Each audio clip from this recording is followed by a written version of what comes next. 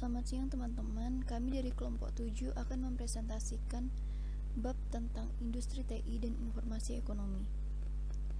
Sebelumnya saya akan memperkenalkan diri mewakili teman-teman kelompok saya.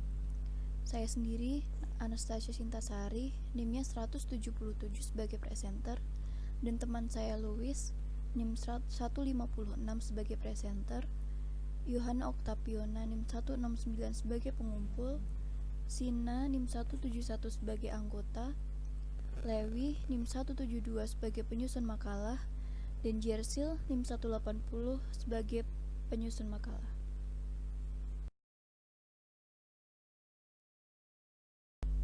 Pada presentasi kali ini, saya akan mengawalnya dengan pengantar. Jadi pada bab ini kita akan membahas 3 hal besar. Yang pertama itu adalah sifat industri TI saat ini, termasuk peran produsen hardware dan software, penjual TI hingga konsultan TI. Yang kedua adalah memperkenalkan pentingnya 2 jenis jaringan global yang kompleks. Yang pertama adalah jaringan fisik komunikasi elektronik yang menghubungkan sistem komputer di seluruh dunia. Dan yang kedua adalah jaringan ekonomi atau pasar global. Nah, industri TI global ini memiliki kontribusi pada yang pertama dan merupakan bagian dari yang kedua.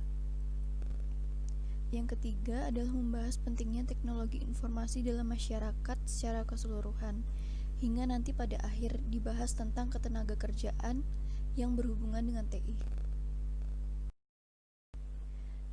Yang pertama kita akan membahas tentang industri yang kompleks, diawali dengan membahas perusahaan IT. Jadi industri informasi dan komunikasi modern ini merupakan industri yang kompleks dan unik. Antara produsen ini memiliki perbedaan antara barang atau jasa yang dihasilkannya. Tetapi dalam prakteknya, meningkatlah tren perusahaan lintas kategori atau banyak perusahaan IT yang bergabung dan bekerja sama dalam menciptakan suatu produk yang unik dan diminati oleh masyarakat.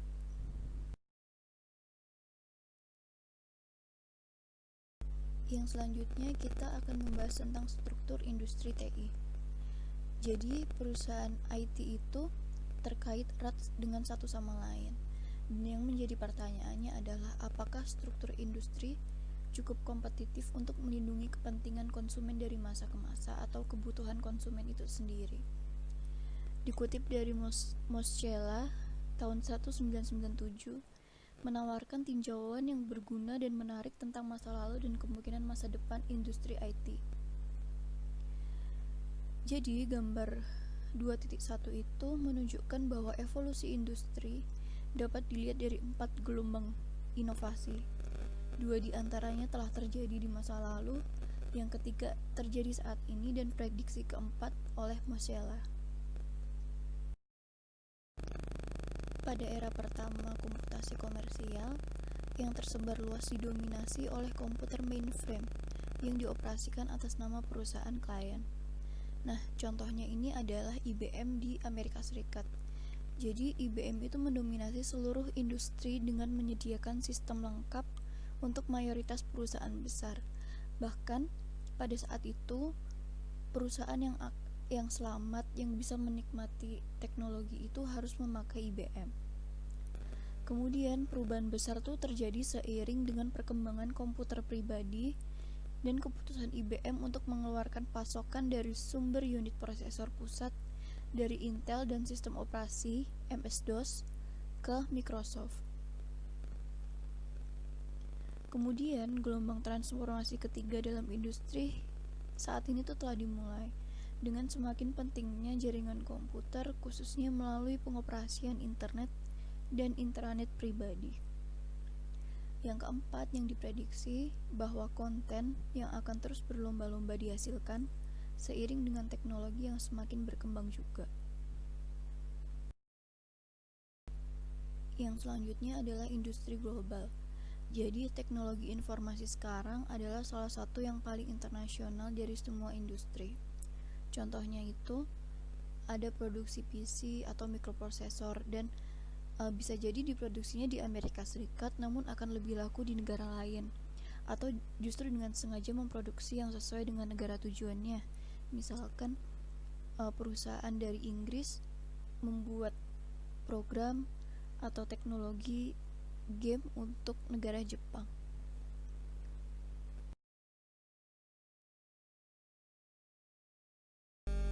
Yang selanjutnya adalah pengaruh industri IT dengan ekonomi dunia. Jadi kinerja industri TI itu tidak dapat dilepaskan dari industri lainnya. TI telah membantu memimpin pertumbuhan ekonomi dunia, dan bahkan kemerosotan di komputer atau di TI itu juga menghasilkan perlambatan atau bahkan resesi ekonomi dunia.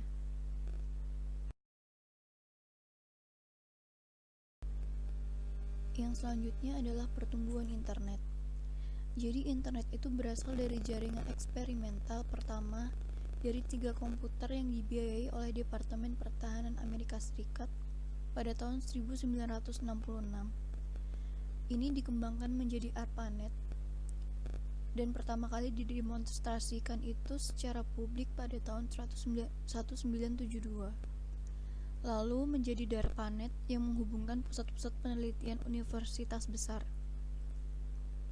Karena minat akademis di ARPANET tumbuh, ARPANET diambil alih oleh National Science Foundation dan dulu menghubungkan sebagian besar universitas besar di Amerika Serikat, atau nama jaringannya NSFNet. Nah, hubungan luar negeri dikembangkan lebih awal dengan Universitas College London menjadi anggota awal ARPANET dan kemudian menjadi meluas hingga saat ini. Yang selanjutnya adalah informasi ekonomi.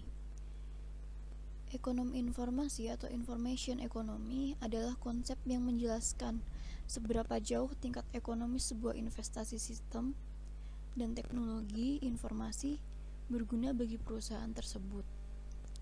Ekonomi informasi adalah cabang dari teori mikroekonomi yang mempelajari bagaimana informasi dan sistem informasi mempengaruhi ekonomi dan keputusan ekonomi.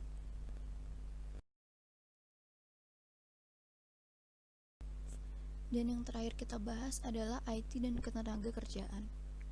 Jadi pertanyaan yang muncul di sini adalah sejauh mana orang dipekerjakan dalam pekerjaan yang dipengaruhi oleh IT. Yang pertama ada dampak positifnya, di mana IT itu memberikan dampak inovasi yang lebih lagi, yang melibatkan teknologi. Itu menghasilkan banyak tenaga kerja yang akan lebih diserap. Dan yang kedua adalah dampak negatifnya, yaitu terjadinya pengangguran karena IT.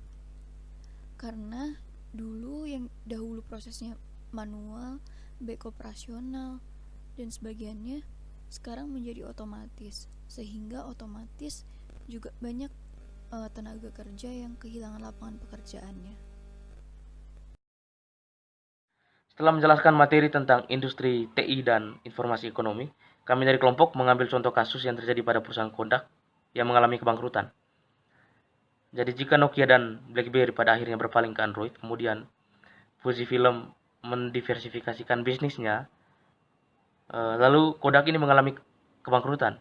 Padahal sejak abad ke-20, mereka merajai pangsa pasar Amerika, khususnya dalam bidang industri film cetak. Kemudian itu semua berubah ketika teknologi foto digital sudah mulai masuk ke pasar. Dari banyaknya faktor yang menyebabkan perusahaan ini runtuh, kami menyimpulkan beberapa faktor yang berhubungan dengan industri TI dan informasi ekonomi. Yang pertama, Kodak baru memperkenalkan kamera digital pada tahun 2000. Jadi ini sudah sangat terlambat untuk mengantisipasi perubahan, karena pada saat itu perusahaan Sony sudah merajai pasar digital. Sejak saat itu Kodak baru mengeluarkan kamera digital pertama mereka. Jadi itu sudah sangat lambat bagi perusahaan Kodak. Yang kedua, pesaing mulai merebut pasar. Jadi karena lambatnya mengantisipasi perubahan, Kodak mulai kalah bersaing dengan perusahaan-perusahaan lain yang baru tumbuh seperti perusahaan Canon, Sonic, dan Nikon. Yang terakhir, lambatnya inovasi dan ketimpangan manajemen. Jadi dikabarkan bahwa pemegang saham di Kodak itu menginginkan Kodak untuk terus menciptakan profit. Padahal suatu perusahaan butuh biaya yang besar juga untuk mengembangkan produk dan memperbarui teknologi. Itulah yang tidak dapat diwaspadai oleh manajemen Kodak. Sekian.